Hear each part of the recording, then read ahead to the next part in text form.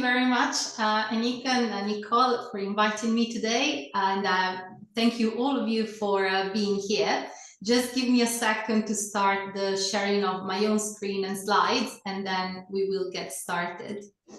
Looks like I need a bit of a convoluted way of making this happen, but let's see if it works. So, Anika, can you confirm that you can see the slides now? Yes, we see. Perfect. Okay. So then I'll get going. So as Eniko just said, I'm a course director of the Postgraduate Certificate, Organizational Stream, Diploma and MSc Flexible Route at the Cambridge Institute for Sustainability Leadership. But the main reason I'm here with you today is that I also teach and research topics such as social entrepreneurship, sustainable business models, and systems thinking and systems change. That is because for sustainability, really, we do need to think about systems, because it is systems that underpin most of the sustainability issues that we face nowadays. And normally I start with this quote when talking about the relationship between sustainability or sustainable development and systems, because I think it encapsulates perfectly what I'm trying to share with you today. So this comes from the Sustainability Institute, which was actually co-founded by Donella Meadows, who's one of the great starters of systems thinking and still one of the greatest thinker in this area, though unfortunately she passed away some years ago. And what the Institute said is that unsustainability does not arise out of ignorance, irrationality, or greed. It is largely the collective consequence of rational, well-intended decisions made by people caught up in systems, ranging from families and communities to corporations, government, and economies, that make it difficult or impossible to act in ways that are fully responsible to all those affected in the present and to future generations. And I think it's a lot that's included in this quote. Unfortunately, we don't have the time to unpack it, but there's two key messages that I would like you to take out of this. One is that we, each of us, are embedded in many different systems, from our family to kind of volunteer groups we're a part of, to schools, our workplace, and so on, to much larger systems. And if you want, the larger system is the planet itself, if not the universe and the various constellations in the planet. So systems are everywhere, and there are multiple interconnected and nested systems. And the second thing is that it's always easy to blame others, sometimes even ourselves, for stuff that goes wrong or for bad decisions. But the truth is that a lot of people create bad consequences with the best intentions, or even more so, with not even appreciating the fact that they might be causing bad consequences, just because they're so embedded into a certain way of thinking, into a certain system, that they cannot even devise alternative solutions or alternative ways of living. And that's where systems thinking can really help you unlock a lot of change and a lot of potential, because it is about becoming yourselves more aware of the systems you are embedded in, but also helping others join you in this journey, so that new possibilities, new opportunities, and new ways of thinking can come to the fore. Another way of looking at the intersection between sustainability and systems, though, is this risk map that the World Economic Forum publishes every year in correspondence with their annual event. And this is the one for 2025, published just a couple of weeks ago. And as you can tell here, there's a couple of interesting things, again, to keep in mind. So one, we've got risks that are about different elements of sustainability. As you're probably aware, sustainable development is about three key pillars: the economic, the social, and environmental ones that need to hold for the present and for the future. And as you can see here, anything in green is environmental issues, anything in red is social issues, anything in blue is economic issues, and then we've got something in purple, which are all the issues created by technologies and technological developments. What's interesting, though, is how interconnected they all are. So if you want an image of why sustainability is about understanding and changing systems, I think you can't find a clearer image than this one. And the idea of this is that, for example, if you want to tackle inequality, which, as you can see, is one of the biggest risks that people perceive at the moment, then you cannot do that unless you tackle or think about all the causes, all the interlinked issues that contribute to inequality. And that's because if you just look at that in isolation, then you might miss out other forces that might still push for inequality, even when you come up with an intervention that might help to solve inequality directly. And that's because systems at multiple levels create and perpetuate issues, and you can only have lasting change rather than just starting change if you manage to modify the whole way in which a systems work.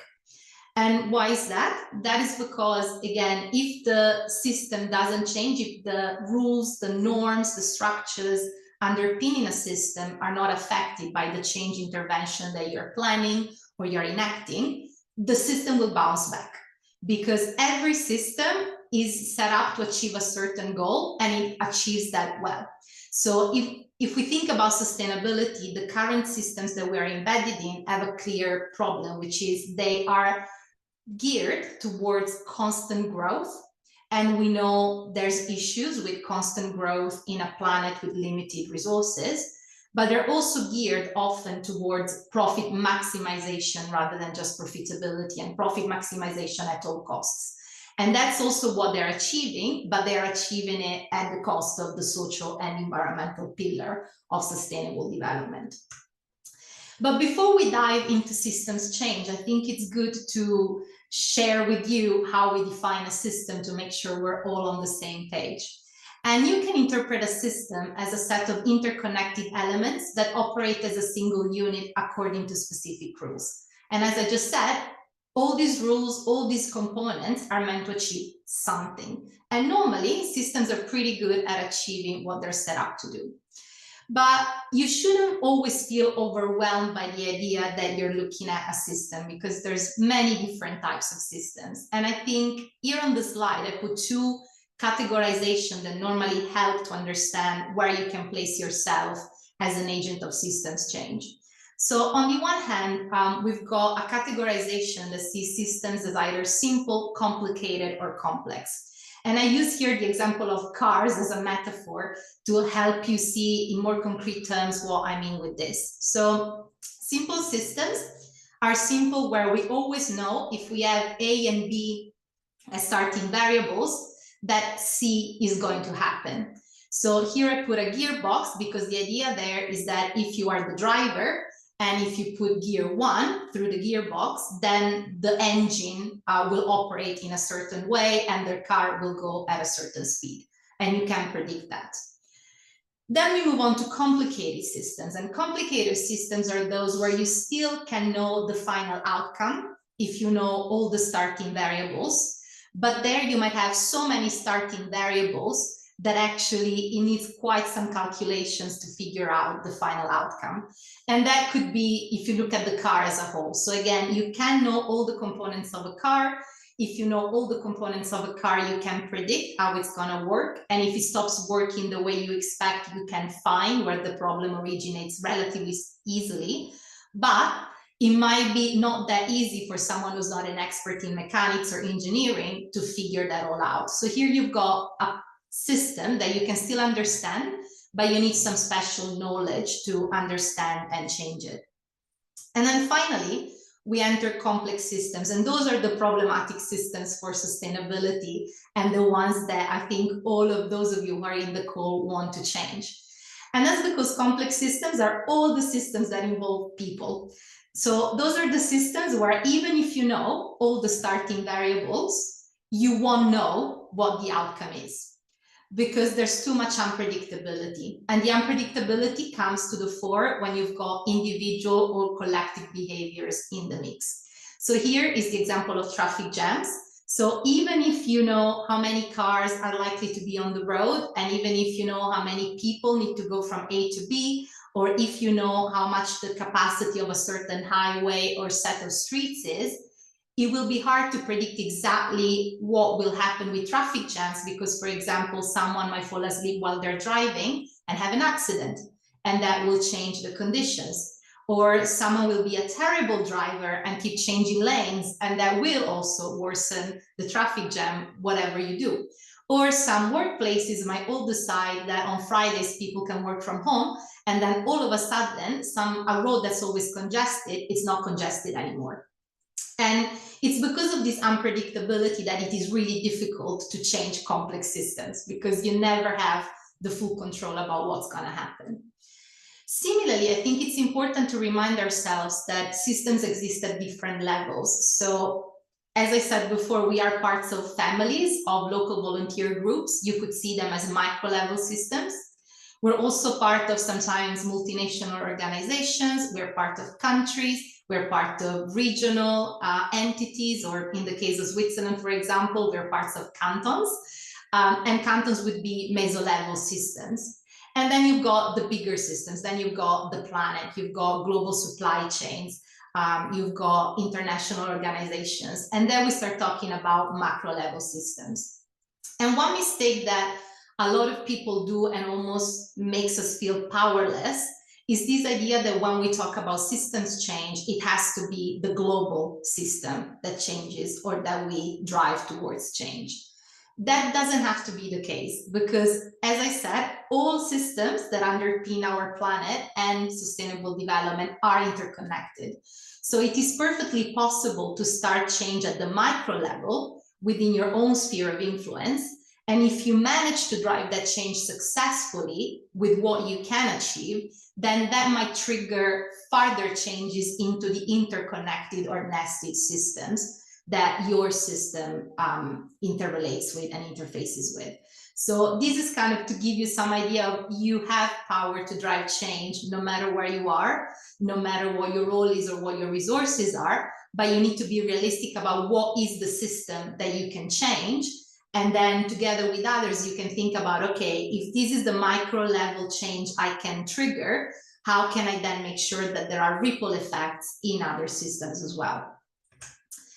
And a good way of thinking about systems and how to change them is to visualize complex systems as an iceberg.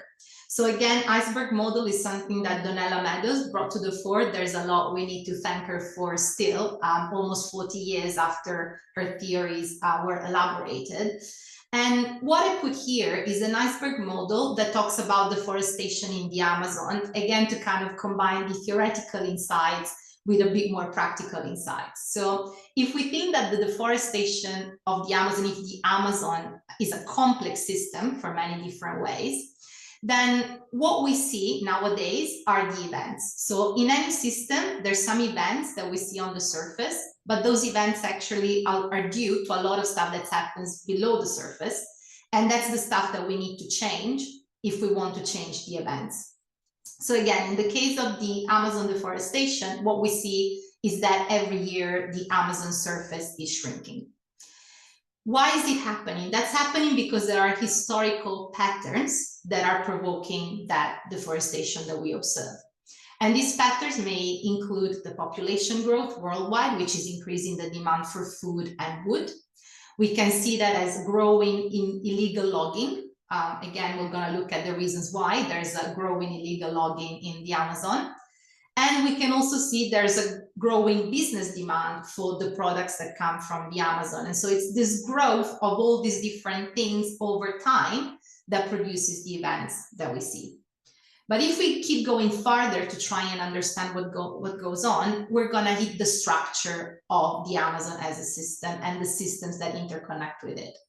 So why is there growing demand for products? Why are there growing illegal activities? Well, that's because of some structural elements that favor those outcomes. And these include the fact that destructive rather than protective activities are more profitable. It involves corruption at different levels. It involves the fact that there's not enough resources from the governments of the countries where the Amazon exists, the Amazon forest, to police what's going on in the forest and to keep track of all the activities that are happening in a surface that's huge. There's also something about us as consumers, even if we are environmentally aware and want to be environmentally friendly, we might not have the full information about where our products come from, and that makes it harder from our side as consumers to make the right decisions. Or even as businesses, sometimes we don't fully realize our supply chain is constructed and where different products come from, which again makes it harder to make decisions that make sure we don't contribute to the deforestation of the Amazon. And finally, the reason these structural elements like corruption, poor law enforcement, or poverty that pushes a lot of populations towards going for illegal activities just to earn a living are due to some mental models. And any system is underpinned by those mental models. And they are the ultimate thing that we need to change if we want to drive system change. And again, problem with that is that normally we're so embedded in a system and in its mental models that we're not even aware of what our mental models are.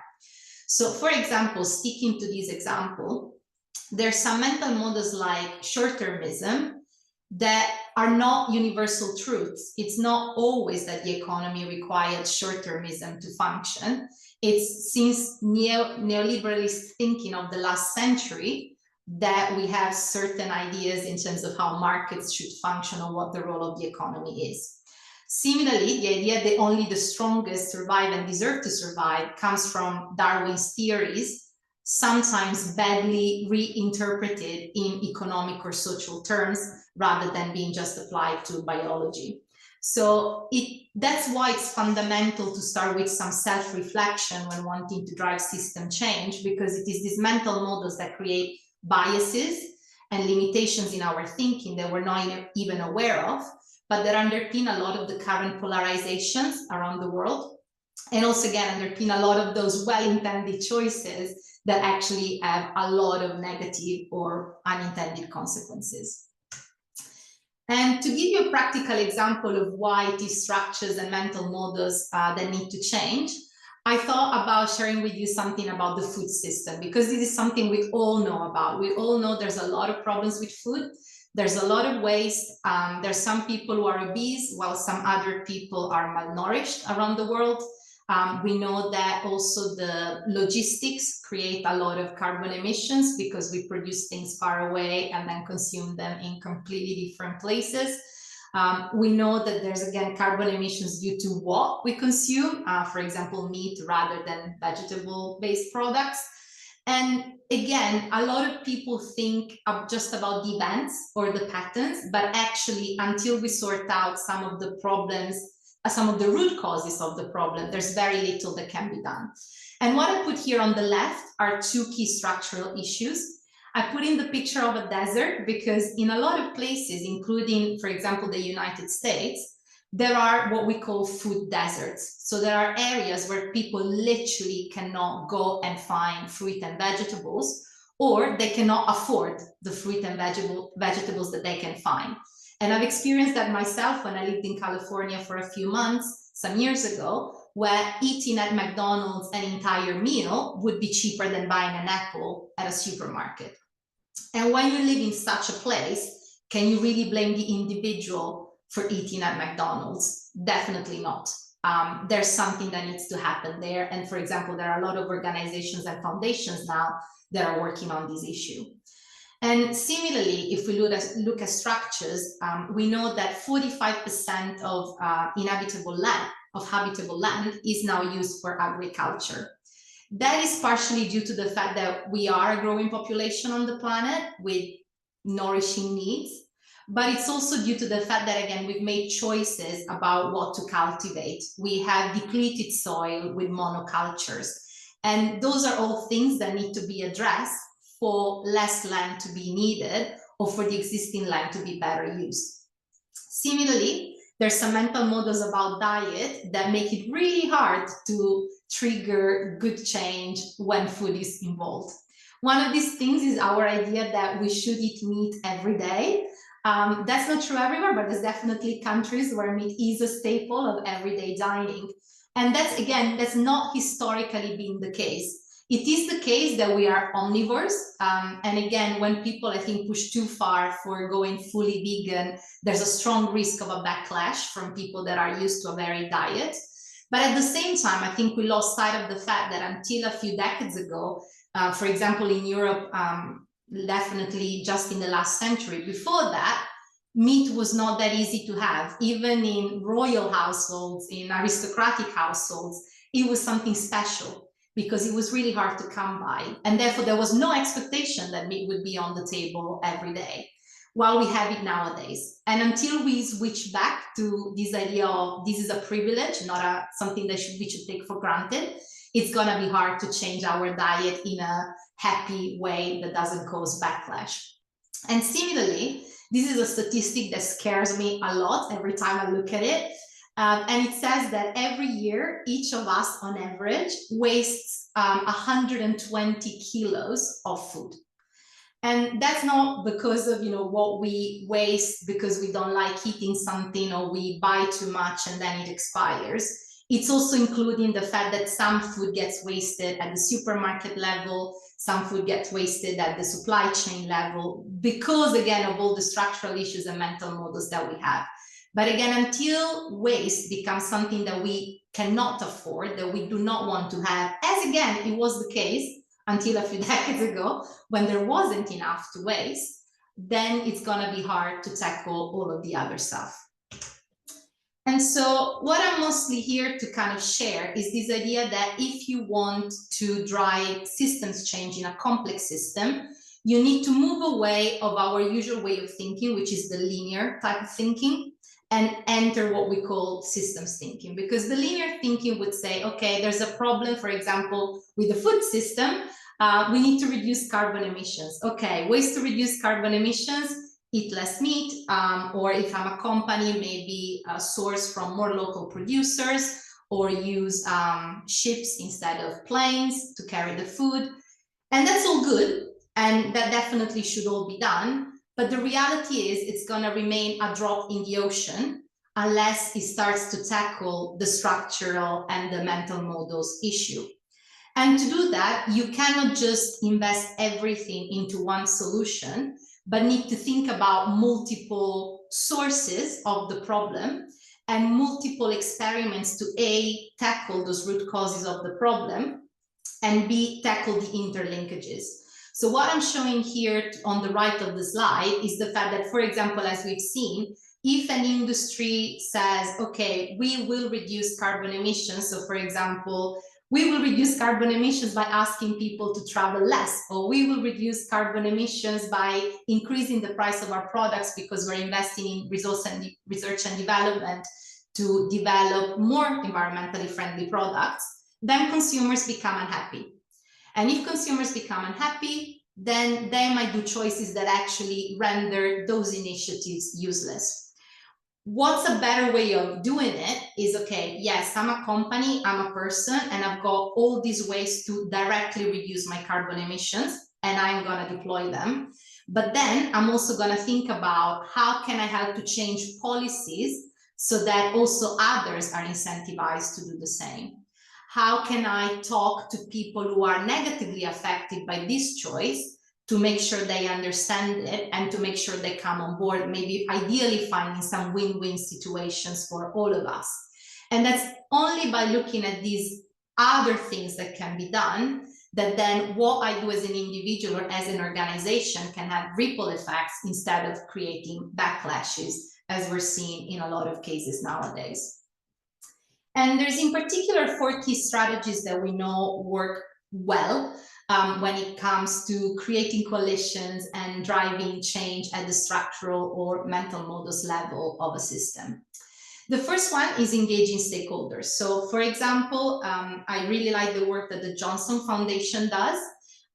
So their purpose is to try and reduce health inequalities worldwide. And one thing that they figured out is that in some places that are more rural or poorer around the world, those who are really responsible for healthcare are some last mile paramedics or volunteers or healers who might not have the full training of a doctor, but know enough to help the local population. But because they are not fully trained, they're not in the official system, they tend to be forgotten. They tend to not receive the news or the updates or the medicines that they could redistribute. And so what they've done is to, for example, work with the Kenyan government to create a platform so that all those local last mile healthcare people could be included in some form of knowledge sharing, best practice sharing, or interconnected networks so that they can easily contact doctors in the bigger hospitals to know what they should be doing at the local level. And that's something that can be really powerful when it comes to changing the system, because not only it creates new opportunities for different people to come together, but also it gives these people more resources, and it gives them people the legitimacy and a kind of sense of ownership that they didn't have before. And again, that's when we start changing their mental models as well as those of the people that they look after. Another important thing that can be done is acting on intervention points. So the idea is that there's some levers within a system that, if touched, if changed, can actually drive change faster in a lot of other areas. And for example, one thing that I like in this case, one organization that is doing really well is Conservation International. And what they do, for example, is that they want to preserve a lot of natural ecosystems. And they figured out that often it is indigenous populations that are the best placed to protect those ecosystems, because they're the ones that completely rely on them for their survival. And so what they've done is to empower the indigenous populations with funds, with knowledge, again, with connections, so that they can become the owners of that change. And in that way, make sure that change can happen faster and stick. A third way of driving systems change is to affect relationships or resource flows. Again, one practical example of how this can be done came from an entrepreneur in the UK that I met recently. He founded Public Life, which is basically an organization that realized that people are those best placed to solve their own problems, but often they don't have the time or the chance to think about solutions. So what they did was to basically select people with an entrepreneurial spirit and certain characteristics like problem-solving ability to network in different local communities in the UK, and gave them a stipend for a year so that they could only work on developing community solutions for community problems. And that has already gave rise to a lot of new social enterprises that came out of that project, because again, what they affected was the scarcity of one key resource in the community, which was the time of the people keen and able to come up with a solution, but again, not having the chance to do so. And then finally, I think another key strategy that is important to share is experimenting and learning, because I hope what you saw from the previous slide, again, is that when you try and change structures and mental models, you need to start different initiatives, tackling different root causes or different interlinkages, which means you cannot just think about one solution and go for it, but you need to try out different things, see what works, see what doesn't, learn, adjust, retry. And that's something that a lot of organizations also do. So for example, I recently become involved in the board of the Fashion Revolution, and what they do is exactly to work on different fronts, try out different things to change the fashion industry towards sustainability. So they work with policymakers. They have started some incubators to promote startups that are more sustainable in the fashion space.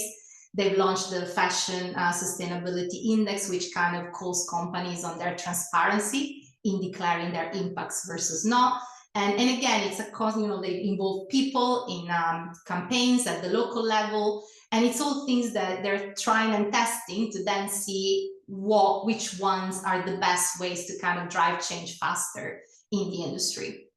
And basically, as a summary, all these four strategies really are needed for three key things. One, shape what is available at critical junctions, because again, it's hard to know when or how a complex system is going to change, but you can count on the fact that at some point something will happen that will trigger change, wanted or unwanted. And what matters is that when this thing happens, when this event happens, the right preconditions are in place for change to go in a certain direction. And then the second thing that can be done is to convene and integrate with a clear vision. As I keep saying, because we're all interconnected, no systems change is an individual job. Not even a single powerful organization can achieve that. So what matters is all the time is keep co-creating new relationships, new coalitions of people. And finally, what these strategies do is to make sure that there can be ripple effects once change starts. And again, to make it a bit more concrete, here are 3 examples of systems level change that has taken place because these ingredients were in place. The first one is the opportunity to work from home. I'm a huge beneficiary of that. I live in Switzerland, work in the UK, and that's become only possible because of COVID-19. Without the pandemic, a lot of institutions such as Cambridge would have never allowed someone to work in a different country unless it was for research purposes tied to a specific project. Whereas nowadays, it is accepted. It's not easy, but it is accepted. And that's because when COVID hit, a lot of the preconditions were in place. So we had the right technology. Then we created some laws and regulations that made it possible for people to work from home, and we understood better what are the dynamics that enable people to work well, even if they're not all in the same place. So again, without COVID, even if we had those preconditions, probably I wouldn't be here in Switzerland right now. But what happened is that we were able to harness that dramatic event, negative event, for something positive, for some change that has helped a lot of people, not just me, because again, all the rest had been tried and tested. Even more iconic is the vote for women. It took suffragettes over a century to achieve what they wanted, and that's in the UK. If we look at other countries, not everywhere women have a vote still. Even here in Switzerland, it took almost, I think, 80 years after the UK moved on to make sure that all women could vote in all cantons. So again, it's something that took lots of different people making different efforts in different countries. And for example, for the UK, it took the First World War for that to happen. So women had been campaigning for a while to have the vote, to have the right to vote, but until the war forced economies to rely on women to survive while the men were fighting or were dying on the front, that didn't lead to anything. But what was important is that when the war happened, a lot of people were already convinced about the need to give the vote to women, and a lot of women felt like it was their right to vote, and therefore when they became more integrated in society because of the war, they had their shot to see that change happen. And finally, from a more technological perspective, electric cars, it's another systems change that is currently in the making. We still don't know if it will be permanent or where it's gonna go. But again, it's something that's been in the making for years and accelerated by climate change and the growing awareness about the fact that we can't keep going where we're going because the planet is not holding it anymore. And all of this is to say, again, you can't really predict when things are happening, but you can work to make sure they will happen once the right conditions click and different elements come into play. And B, that you need to be patient. It takes decades or sometimes centuries for that change to happen. And you can only be one of those people pushing it, but it will not be entirely up to you, never. You will always need to rely on others also joining the fight, and that's the most important thing that you can do to drive change. And so when it comes to reflecting on what it takes to be a driver of change, I think it's important to become deep listeners, to think about being trustworthy, so kind of being reliable, being there for the long game, and being coherent so that people know they can rely on you, they know what you stand for, and being open and committed to ongoing learning, because again, we don't know the answers in complex systems. We can only try, test, learn, retry, retest, relearn. And similarly, when it comes to acting as a change agent, You need to make sure you foster distributed leadership, which means you need to make sure you empower people. Yes, you can create the vision, you can create the coalition, but then you need to make sure everyone feels part of it and everyone feels like they have a say in it and there's something that they can get out of it. Otherwise, they're not going to be there for the long term. You need to encourage self-reflection and the challenging of assumptions. Again, the biggest fight is against mental models. We all need to become aware of our mental models and we need to think about other options.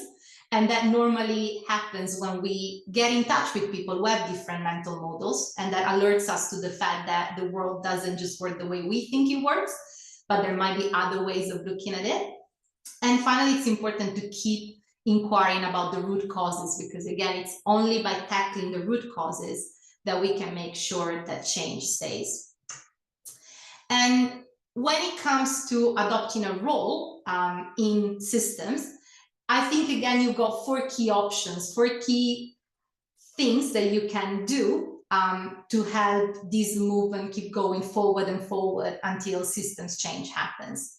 So some people are good as system leaders. Those are the people who create a vision. Those are the ones that imagine a different future, a new future, and can articulate it for others in a convincing way, and then empower these others to own it and to become part of their journey. Other people are good at convening. They might not be the ones with the vision, but they might be the ones with the best network. So people can be driving systems change just by leveraging their network, connecting individual contacts that would benefit from talking to each other, or by creating convening spaces. So an event like this is an excellent example of convening. It can also be done in person as well as virtually. And it can be done, again, in many different ways. Sometimes even writing something and posting it on a blog and creating a space for written exchanges on a platform might be a way of convening. Third thing, we've said this before, so I'm not going to really say much about it, is experimenting. So as an individual, you can be the one that comes up with a new technology. You can be the one that comes up with a new way of recycling, of transforming waste into an actual product. Or that thinks about a new policy that could help others feel better or have better outcomes. And finally, you can be an advocate. And an advocate is someone that either advocates for systems thinking, and that in itself could be a mini revolution, helping people understand that not all decisions need to be taken in a linear way, in jumping to solutions, but that it is important to understand, reflect, and learn before we do something. I think just doing that is a great advocacy form. But if you want to go one step further, you can find what you're passionate about, what you really want to change, and just advocate for it. Advocate for someone else's vision that you think will bring us to a better future, or advocate in terms of making people aware. So sharing knowledge, sharing what you've learned, sharing the big reasons why we need to do something now. And I'm saying this because whatever role you will adopt, you will find some challenges. And these challenges come from some known sources of resistance to change. And the key one I want to touch on is inertia. That's because both organizations and individuals have naturally aversion to change. So we all have habits. We all like to know what we do, why we do it. We like to feel reassured about the way we live or the way we operate if we are an organization. So when change happens, either because someone is promoting that change or because change just happens, see again the COVID-19 pandemic, immediately the reaction is negative. And so what you need to do as change agents is to reduce the likelihood of that negative reaction. You need to explain people what you're doing, why you're doing it, again, what's going to happen to them and what you can do for them to help them be part of the solution rather than the problem.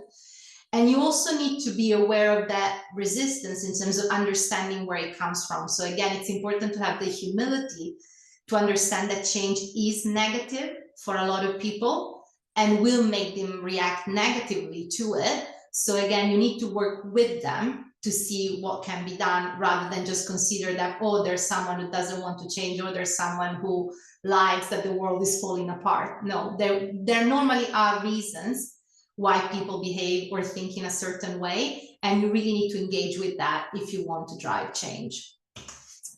Which brings me to some final couple of examples, also because I want to make sure we remain with at least 10 minutes for Q&A at this point. So one is the Mizul Foundation. I really like this because it's two individuals, Andrew and Merritt Miners, that spotted a shark finning camp and transformed that into a marine conservation site in Indonesia. And they did that as two individuals very passionate about diving, very passionate about preserving marine ecosystems, working with the local community. So when they realized they wanted to preserve that ecosystem, the first thing they did was to ask the local community if they could get a lease of the island to transform that into a marine conservation site. And then they really worked with the community to address their key problems. So the problem that that area had been overfished was that the community had no other way of sustaining itself on that island. So what they came up with was this idea of setting up a luxury resort on that island that would give economic opportunities, livelihood opportunities to that community so that they wouldn't need to resort to overfishing.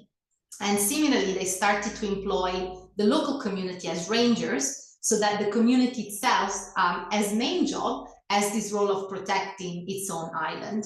And I'm not going to go into all the statistics that I mentioned here, but one very cool thing that I learned last week when looking again at what they were up to, is that now for every fish in the Caribbean coral reefs, there are 200 fish in their coral reef on that island, around that island, which is absolutely amazing. And they achieved that in just over a decade. And similarly, Paula Masperi is a social entrepreneur I often work with.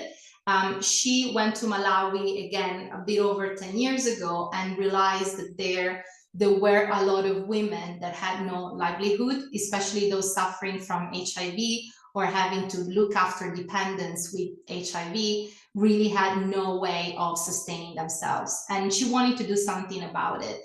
So she started with this idea of providing them with sewing skills and with sewing machines so that they could translate their existing skills related to cloth making into a business.